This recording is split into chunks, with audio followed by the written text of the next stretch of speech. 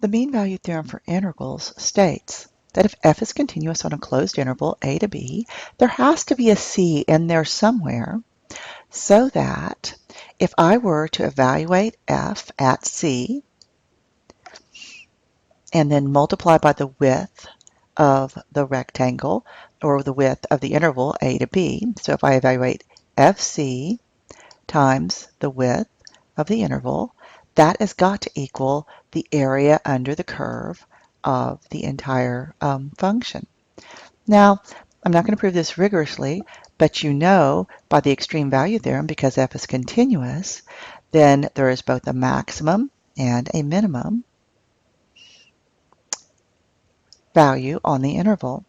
Now we also know that because f is continuous, that there is, by the intermediate value theorem, there is an fc, so that fc is equal to 1 over b minus a times that integral. And it's quite straightforward to come to the mean value theorem here. Now let's try to find the average value of a function. Suppose I'm looking for the average value of 1 on 1 to 4 of y is x cubed minus 2x. Now, the functional value at 1 of this function is 1, and the functional value at 4 is 40. If I want to find the average value, the first thing I need to do is write the definition. And the definition of the average value, if my pen will work here, is 1 over b minus a times the integral from a to b of f of x dx. So this average value is 1 over 4 minus 1 times the integral from 1 to 4 of 3x squared minus 2x dx. Now, at this point, we're just doing what we've been doing. This is 1/3 times 3 times the integral from 1 to 4 of x squared dx minus 2 times the integral from 1 to 4 of x dx. So 1. So this is 1/3 times 3x cubed divided by 3 evaluated at 1 and 4 minus 2x squared over 2 evaluated at 1 and 4. Now I'm going to plug these in.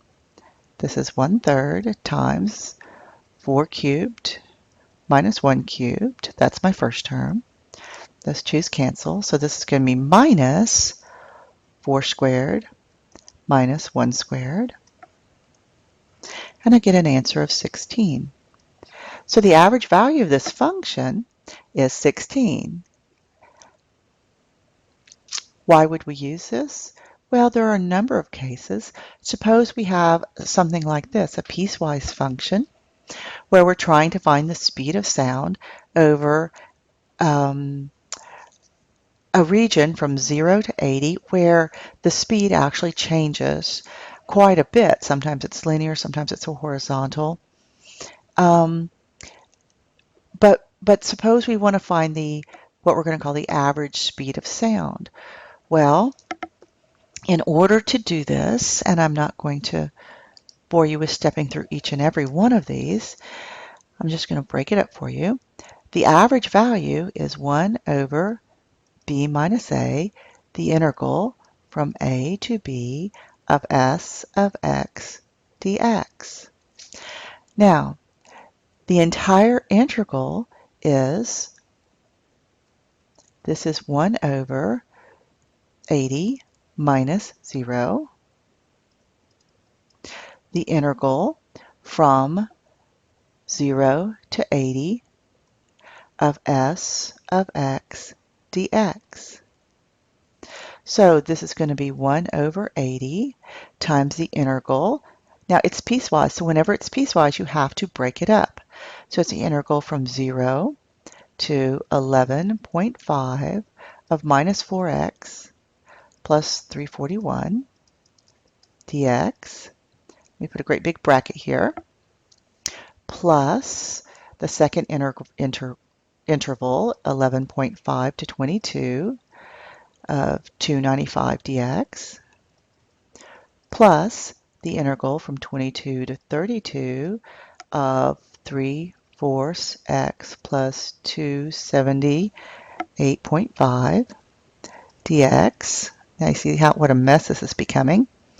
Plus, let's see, I'm to 32, so I want to integrate from 32 to 50 of 3/2 x plus 254.5 dx, plus the integral from 50 to 80 of minus 3/2 x plus 404.5 dx.